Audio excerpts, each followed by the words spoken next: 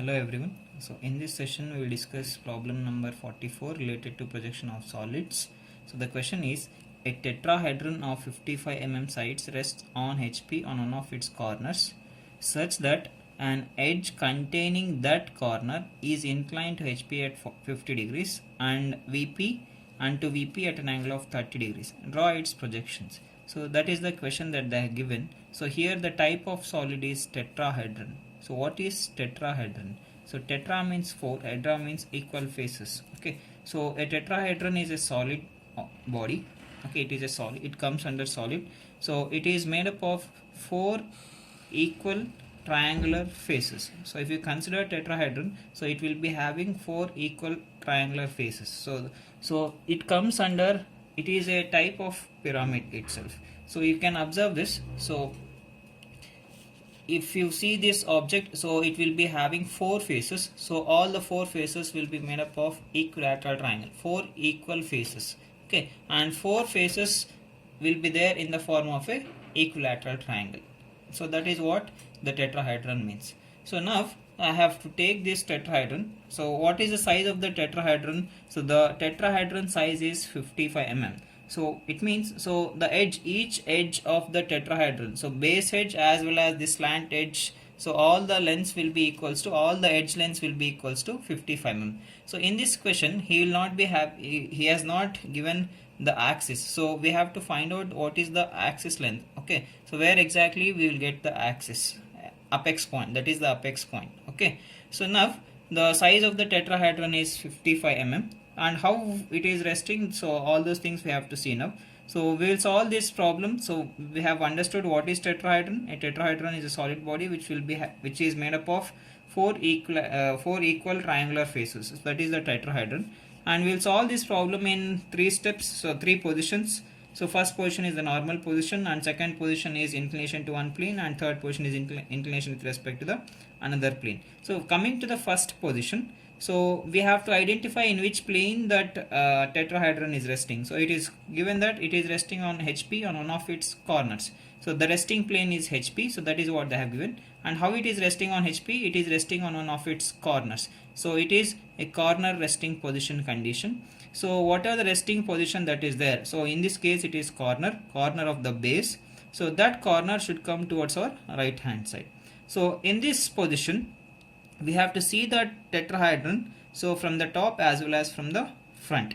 So if you see it, if you see the tetrahedron in the top view, so it looks like a triangle. We can see the equilateral triangle with all the base edges as well as all the 3 slant edges are visible to you. So in case of front view, so it looks like a triangle, and how many slant edges are visible? 2 slant edges are visible, and axis line is also visible to you. So now this is the tetrahedron. So I'll consider this. So this is my horizontal plane and this is my vertical plane. So what I'll do is, so I'll place my tetrahedron on HP. So I'm placing the tetrahedron on HP on one of its corners. So whatever the resting position is there, so that should come towards my right hand side. So if the tetrahedron is resting on one of its corners, so automatically towards my left side I must have this side, so that should be exactly perpendicular with respect to VP. So this is the position of the tetrahedron. So now I have to see this tetrahedron from the top as well as from the front. So if you see this tetrahedron in the top view, so it looks like a triangle. So all the base edges of the tetrahedron is visible. So along with these base edges, so these 3 slant edges, okay, so they are also visible to you. So now that is about the top view. If you come to the front view, so it looks like a triangle to you. Okay, so and how many slant edges are visible? So this is one slant edge and this is the another slant edge. So now in this case, so how to identify the axis length? So in the question he has given the side lengths of the tetrahedron. All the edge lengths will be equals to 55 mm, but we don't know what is the exact axis length. So why do we need the axis length is because, so all these slant edges are meeting at the common point called as apex. So that apex point will be one of the point of your axis line. Okay, so in order to obtain the axis length, we should identify what is that perpendicular distance. So how to identify? So here, so in order to identify the exact axis length, what we have to do is we need to consider the slant edges. You can observe three slant edges are there. This is one slant edge, so this is the another slant edge, and this is the third slant edge. So among these three slant edges, so in the front view, so which slant edge will give if the true length, that we are supposed to identify. So which slant edge will give you the true length? So when do we get the true length? So whenever the line is, so this edge means line, so whenever a line is parallel with respect to any plane of projection, so then only we will get its true length. So among these three slant edges, when do I say the line is parallel? That is one more thing that you have to understand. So if the two end corners of the line are equidistant with respect to the plane of projection, then I say that line is parallel with respect to that particular plane. So now coming to this, so among these three slant edges, so which is the slant edge that is exactly parallel with respect to VP? I have to consider with respect to VP because we are taking it in the front view. Front view falls on VP. So the slant edge, so which is passing through the resting corner. So this is the resting corner. You can observe this. So this only this edge is parallel with respect to this vertical plane. So hence I say that, so this slant edge will give its true length. So if you consider these two lines, these two slant edges, they are inclined to both the planes. So it is inclined to HP as well as with respect to VP. So there will not get its true length. You will get its apparent length in the front view. So if you consider this slant edge, third slant edge, so here also we will not get its true length. So since it is inclined to both HP as well as VP, so we will get its apparent length in the front view. So we are always supposed to consider the side or the edge, so which is passing through the resting corner. So this corner resting, this is my corner. So which is the slant edge that is passing through this corner? So that is this edge. Okay. So if I call this point as A and this point as O, so OA will give you its true length in the front view because this OA line is parallel with respect to VP. So that is what we have to understand in case of tetrahedron. So now let us go to the construction part. So I have taken the grid sheet here. So in this I have considered the x4 line. So above the x4 line is VP and below the x4 line is HP. And we know that, so we are doing the problems in first angle of projection, so hence we have to take it like that. So now in this case, so we know the size of the tetrahedron. Tetrahedron size is how much? 55 mm. Okay, so it means that all the edge lengths will be equals to 55. So we have understood that top view it looks like a triangle. So we have to construct the triangle of what size now? 55 mm size. What type of triangle it is? Equilateral triangle, because all edge lengths are same. So what I'll do is, so directly I can take the boxes here. So 1, 2, 3, 4, 5. 5.5 is this corner. So this is my starting point I have considered, and this is my second corner of the triangle that I have got. So next is third corner. How to obtain the third corner? So we have to make use of the compass. So measure 55 mm. So place your compass at this point and you cut an arc. So similarly place your compass at the another end point and you cut the another arc. So where these two arcs will intersect, so that will give you the third corner of the triangle. So now we have got three corners of the triangle. So that is the top view. All the base edges are visible. First we have to make them as dark lines. So this is the triangle. So once after getting the triangle, we have to draw the slant edges. So how to draw the slant edges? So slant edges are the lines which are passing through from the corner of the base and it will meet at the topmost point called as apex. So it will meet exactly at the center of cross section. So now what we have to do is, so after drawing the triangle, so we have to identify the center point of this cross section. So how to identify the center point of cross section? So we have to draw the median. So if the intersection of two medians will give you the center point of the triangle. So what I should do for that is, so we know that distance is 55 mm. So one procedure is take half of this length and you draw a line. Otherwise you take the distance more than half and draw the bisectors. Okay, so that I have done it already. So I'm considering the half of the length. So these are the bisector points. So I'll join them directly. You take half the length. So this total length is 55. You take half of that. And this is one median. And the other median is here. For me, I'm getting it here. So this is the another median. So now the intersection of these two medians. So this is one median that I have considered from this corner, and another median is this. The intersection of these two will give you the center point of the triangle, that is the center point of the cross section. So to this particular point, through this particular point, you will be having the axis line passing through it. Okay, so base will be the one end of the axis and topmost point will be your apex point. So that is what we are having it in the top view. So now I have to draw the slant edges from each corner. So what I should do, I need to draw the slant edge from each corner to the center point of cross section. So this is one slant edge that we will get.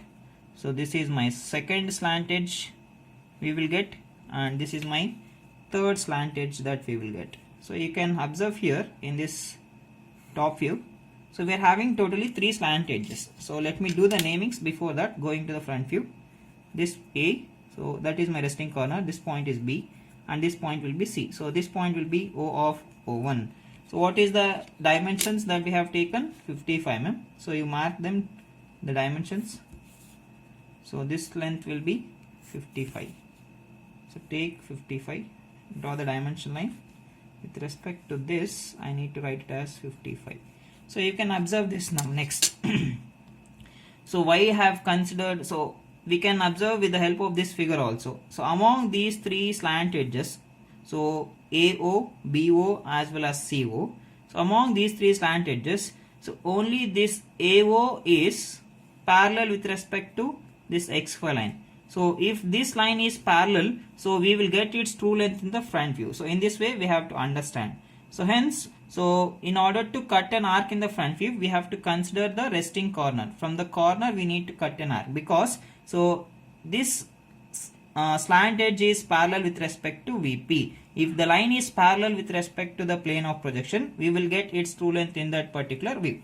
Okay, that is why we have to take the 55 mm and we have to cut the arc there. So now let us take the front view. So how to take the front view? You extend the projection line from each and every corner. So from this center point O also you take the projection. So and from point A, so from this point A also we need to take the projection. So after taking the projection, so we don't know what is the exact axis length here. So what I have to do is, so simply I'll extend this, the axis line. So you draw a thin line, thin chain line. So I'm not sure where is my exact apex point. So in order to identify the apex point, what I need to do, we know that all the side lengths or edge lengths are equals to 55 mm. So I have to make use of that. And in the front view, so only one slant edge, so that will be parallel with respect to the plane of projection, that is VP here. So I have taken 55 mm, and we know that A to O is my slant edge. So A corner we will get it here, and I need to obtain the apex point because AO is parallel, so I can obtain its true length in the front view. So hence I have taken this point A and I will cut an arc on this axis line. So it will meet the axis line at some particular point. So that point will give you the apex point. So that point you call it as O dash. Okay. So now I can join this. So we have got the base corners already and I have got the apex point also. So you join them. So in order to obtain its front view. So take the, draw it as dark lines. So front view, it looks like a triangle. So this is the triangle. So second edge and the base also you need to draw it as dark line. So this length is 55 mm, not the axis length. So many of you will do the mistake there itself. So you will take the axis line as 55. So that is wrong. That should not happen. So please take care of that. So this length will be equals to 55. So this is 55 mm. So if you observe the axis length, it will be lesser than that. So how much I am getting it here? So I am getting it as 42. Sorry, 46. So 46 I am getting. So that is what is my axis length. So this is the axis length I am getting it here. So that is 46. Axis length is different and the slant edge length is different. So in tetrahedron means, so all the edge lengths are same, not the axis length. Okay, so this is what we have to understand here. This completes the first position. So top view as well as front view. Where is the extra lines? Don't keep the extra lines. So now let us go to the second position. So with respect to which plane we have to consider the condition in the second position? So we have to consider the condition with respect to HP, because we have placed the solid on HP, hence we need to take the condition with respect to HP. What is given here?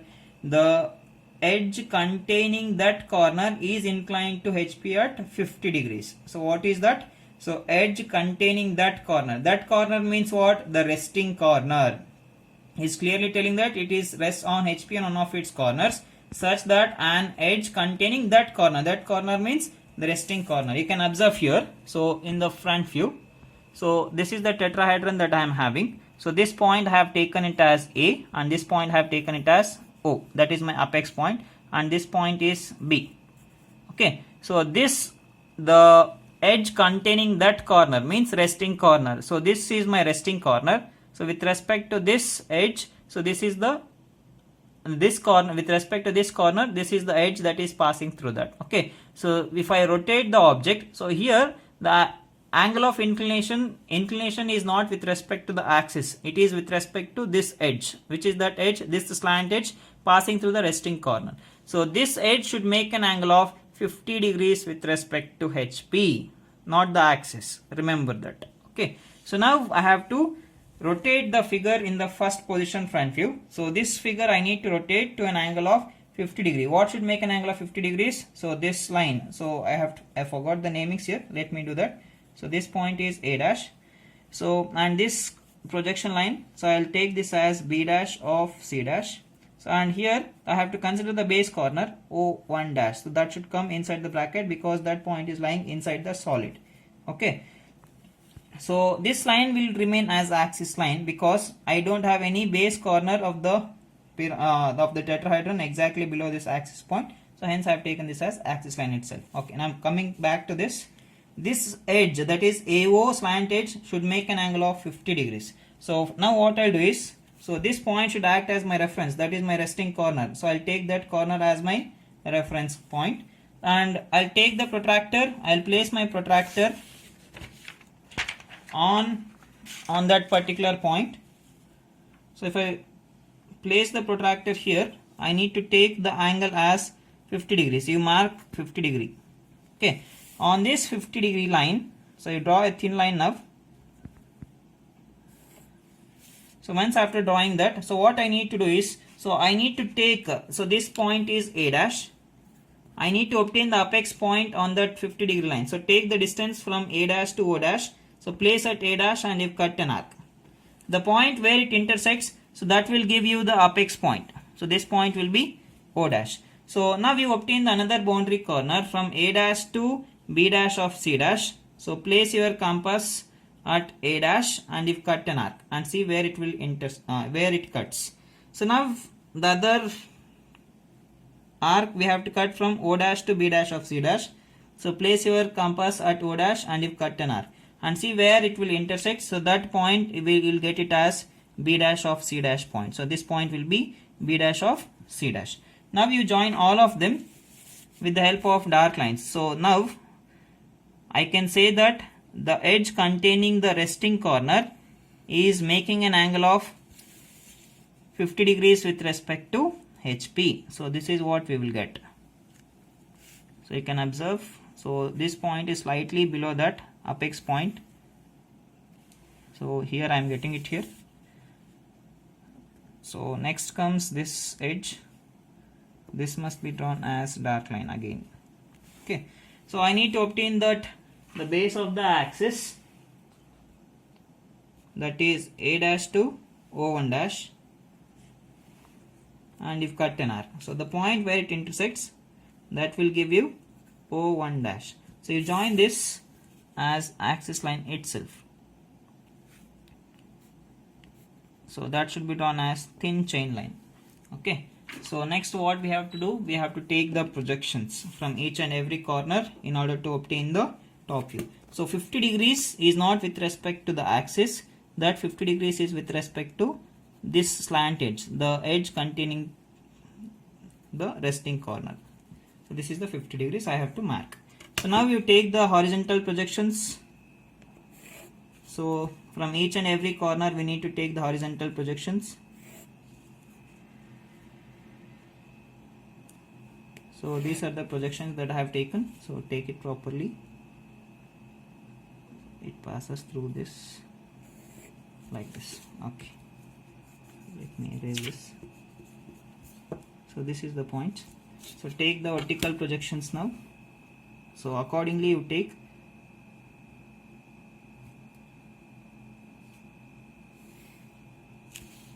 So next is from this apex.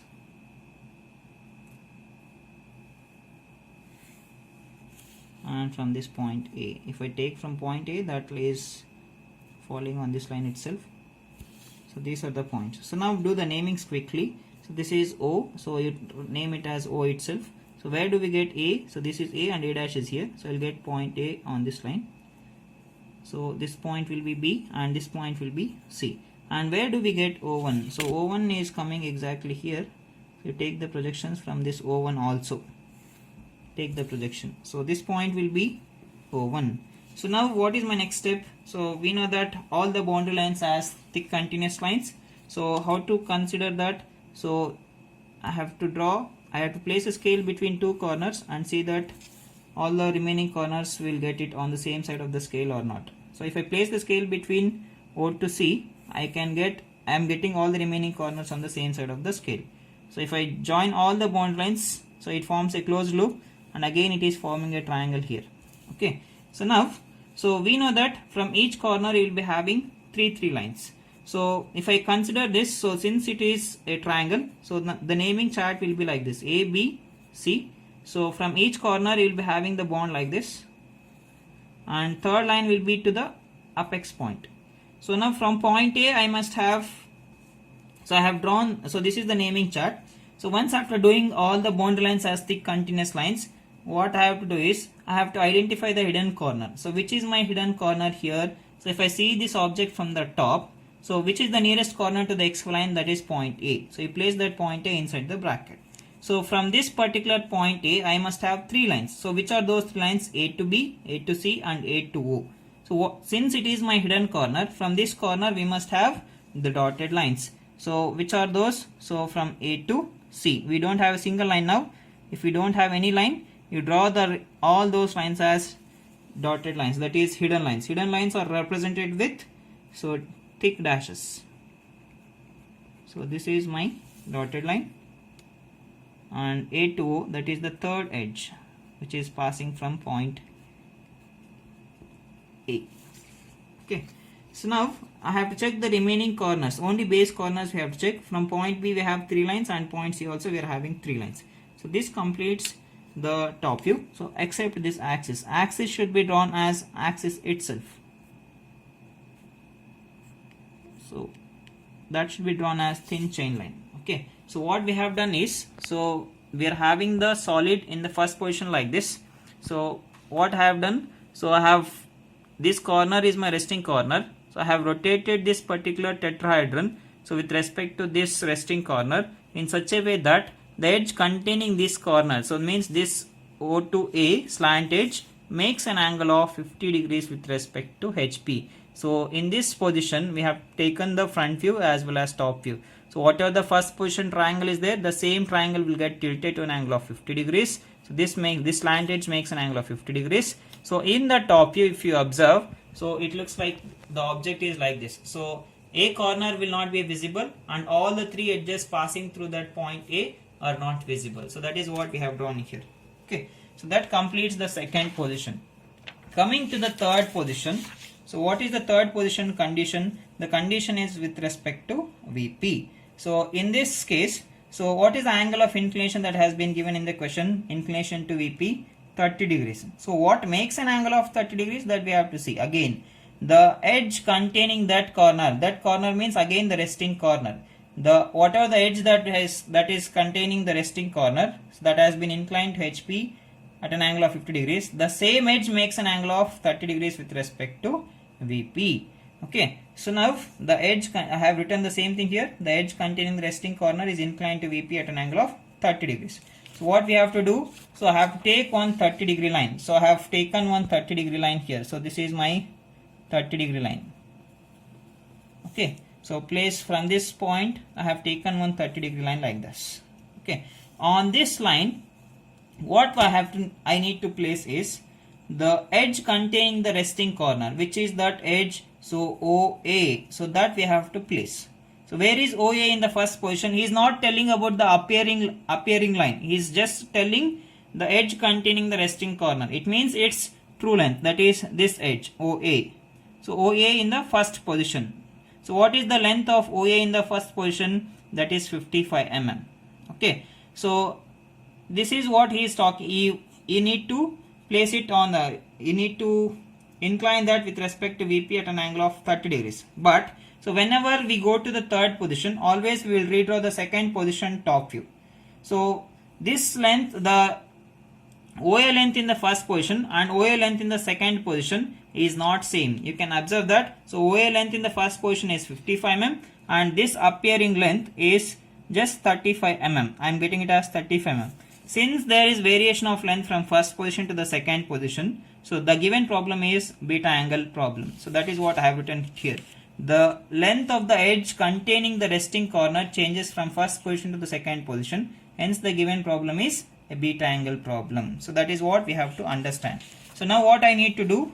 So I have to make use of the length what he is talking about. So he is telling us to incline the edge passing through the resting corner. That is this slant edge OA length I need to take from the first position. You take this distance. You choose any one point on this 30-degree line and you cut an arc. And see where that arc will intersect that 30-degree line. So that is this point. So this is the true length. I don't want that length in order to redraw this figure.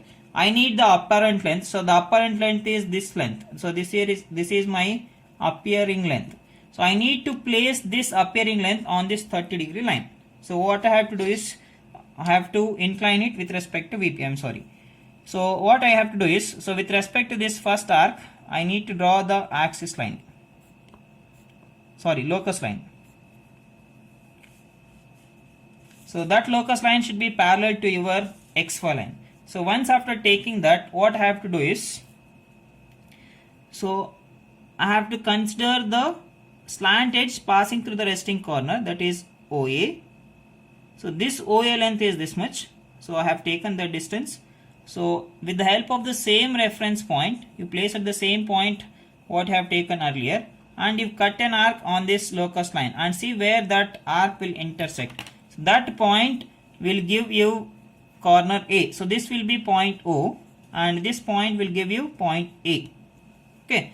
So now what I have to do? I have to draw a line in such a way that the line has to pass through this point A and it has to pass through O and it should meet your XY line or that what are the parallel line that you have taken. So in such a way we need to draw a line.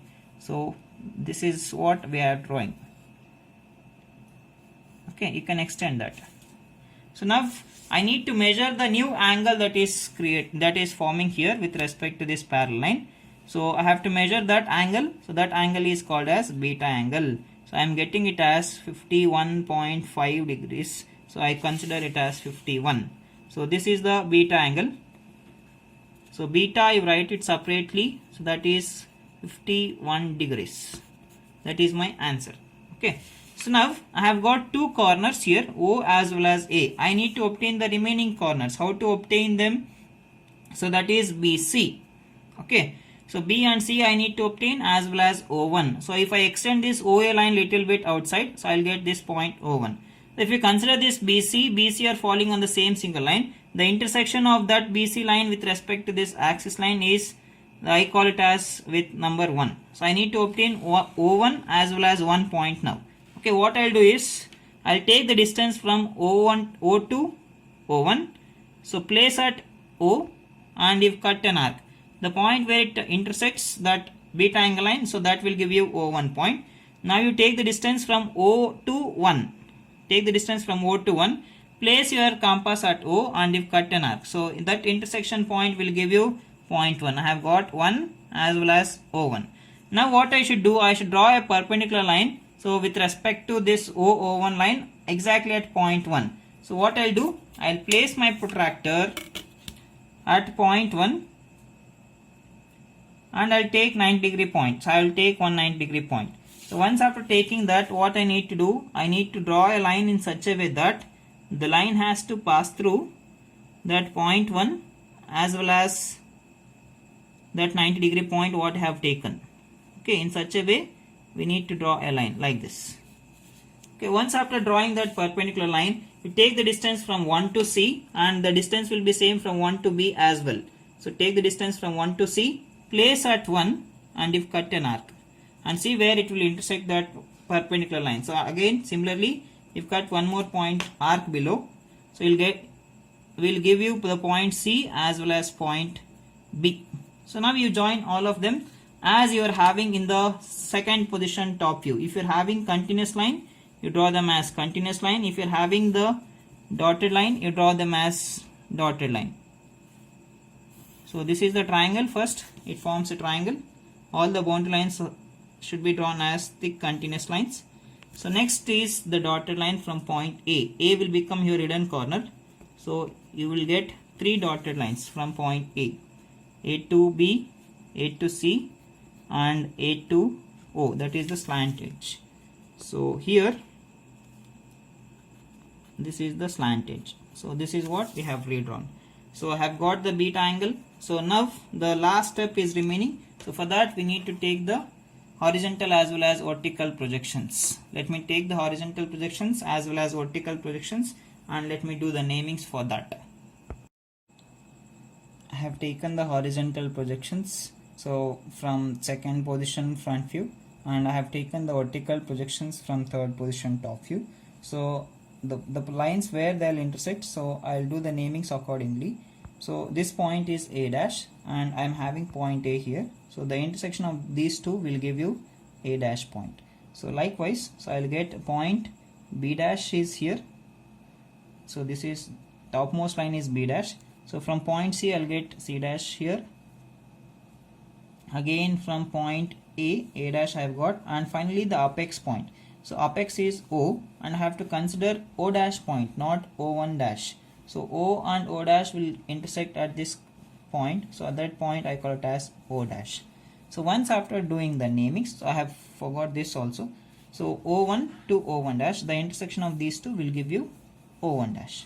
Once after doing the namings, so what we have to do is we have to draw all the boundary lines as thick continuous lines. So as we have done in the second position top view, so in the same way we have to do it here. So how to identify the boundary lines means, so I have to place the scale between A to C. So whether I can place the scale between A to C, is there any connection here in the naming chart? So you can observe this. So in the naming chart we are having the connection between A and C. So hence, so whatever the means the scale that I have kept between these two corners is right. So now once after placing the scale between two corners, so I am getting all the remaining corners on the same side of the scale. So if I get all the remaining corners on the same side of the scale, so then such line I can call it as my boundary line. So that will become your boundary line. Okay. So next boundary line is A to O. I will place the scale between A to O. Okay. So if I place scale between A to O, I am getting all the remaining corners on the same side of the scale. So if you observe this, so I am having the connection from A to O as well as A to B. So some of you will try to place the scale between A to B and you will draw it as a boundary line. It is not a boundary line because, so you can observe this apex point. Apex point is coming inside the scale and the remaining corners are on the other side of the scale. So hence AB is not my boundary line. So instead AO will become my boundary line. So this should be drawn as thick continuous line. So draw it as thick continuous line like this. Okay. So next boundary line is O to B. So O to B, this is a small line. So this is my boundary line. Okay. Finally B and C are there on the same single line. So that should become a boundary line, because I am getting all the remaining corners below the scale. So once if I join all the boundary lines, so it forms a closed loop. So that forms a closed loop now. So now, so after drawing all the boundary lines as thick continuous lines, so I have to identify the hidden lines. So how to identify the hidden lines? So I have to take a scale. So roll the scale slowly downwards. Okay. we have to consider the three nearest slant edges. So if I consider the first slant edge that is exposing is, slant edge means the line that is passing from the apex point to the base of the corner. First one is OC. You can observe already we are having,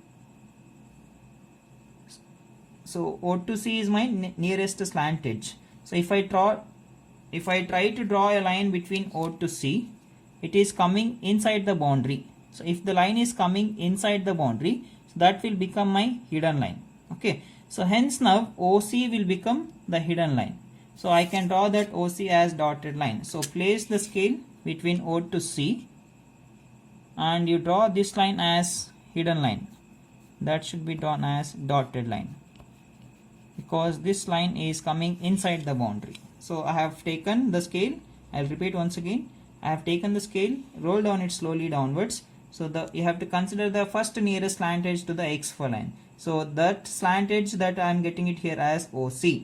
So now if I try to draw a line between O to C, O dash to C dash, that is coming inside the boundary. So if it is coming inside the boundary, that forms a hidden line. That hidden line should be represented with dashes thick line. So that is what I have done. So next I will consider the another slant edge, nearest slant edge, that is O to A. So if you consider this OA, OA is already there on the boundary line. So that should not change it to, that should not be changed to the hidden line. So always boundary line should be drawn as thick continuous line. So two slant edges I have checked. So I will consider the third nearest slant edge, which is that the final one is OB. So again if you consider O to B, already we are having this as my boundary line. Okay, so I have checked three slant edges nearer to the X4 line. So although among those three, only OC edge I am getting it as my hidden edge. Okay, so this is how we have to check the hidden edges. So once after completion of that, so I have to check each and every corner for three lines. I have to check each and every base corners, not the apex. So if I consider point C, I am having three lines. So that is C to A, C to O and C to B. If I consider B, I am having only two lines, that is BO is there and B to C is there. So the other line is missing, which is that if I consider point B, I must have lines from B to C, B to O and B to A, which is that missing line. So B dash to A dash. So what type of line we need to draw from B dash to A dash now? So that is my visible line, that is thick continuous lines. That should be drawn as thick continuous lines.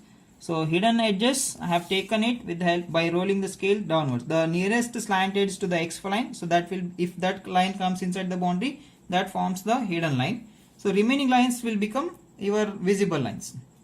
Okay, so again from point 3, if I consider now, all we are having the three edges from that particular corner. So that satisfies the condition, because all the solids from each corner will be having three lines passing through it. So now each and every corner the condition has been satisfied.